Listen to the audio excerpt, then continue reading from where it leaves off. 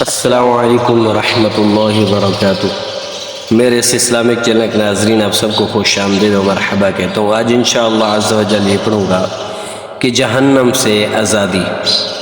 جو انسان صحیح طریقے سے روزہ رکھتا ہے شام کو اللہ تعالیٰ اس کو آزادی کا پروانہ عطا فرماتا ہے۔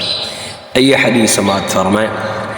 عن جابر رضی اللہ تعالی عنہ قال رسول اللہ صلی اللہ علیہ وآلہ وسلم ان للہ عند کل فطر عتقاء وذلك فی کل لیلۃ۔ آئیے اس حدیث کا ترجمہ سماعت فرمائیں۔ رسول اللہ صلی اللہ علیہ وآلہ وسلم نے ارشاد فرمایا، اللہ تعالیٰ افطار کے وقت لوگوں کو جہنم سے آزاد فرماتا ہے، اور یہ سلسلہ رمضان المبارک کی ہر رات میں ہوتا ہے۔ یہ حدیث ابن ماجہ کے اندر موجود ہے کتاب الصیام میں۔ اس کا جو نمبر ہے 1643 ہے۔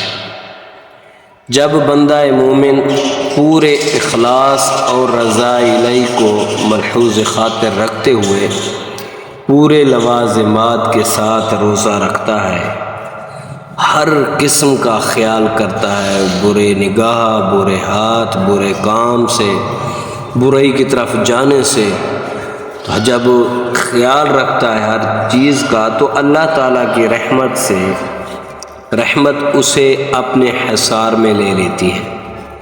پھر وہ پورا دن صبر و رضا کا پیکر بنے ہوئے گزار دیتا ہے، یہاں تک کہ افطار کا یعنی محنت کا صلہ یا انعام لینے کا وقت آ جاتا ہے تو اللہ تعالیٰ کی طرف سے اسے جہنم سے آزادی کا پروانہ جاری کر دیا جاتا ہے کہ اس بندے نے آج بالکل صحیح طریقے سے روزہ رکھا، صبح سے لے کر شام تک اس نے ہر چیز کا خیال کیا، اس نے نگاہوں کو گناہوں کی طرف نہیں اٹھایا، اس کے قدم گناہ کی طرف نہیں گئے، اس کے کان بھی گناہ کی طرف نہیں گئے، اس کی زبان بھی برے کام کی طرف نہیں گئی، گالی نہیں نکالی۔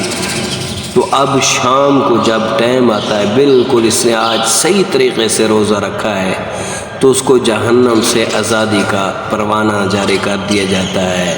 اے میرے بندے، اس روزے کی برکت سے اب تو جہنم میں نہیں جائے گا۔ تو دعا ہے اللہ تعالیٰ رمضان المبارک کی برکت سے ہمیں جہنم سے نجات عطا فرمائے اور جنت میں اعلیٰ مقام عطا فرمائے۔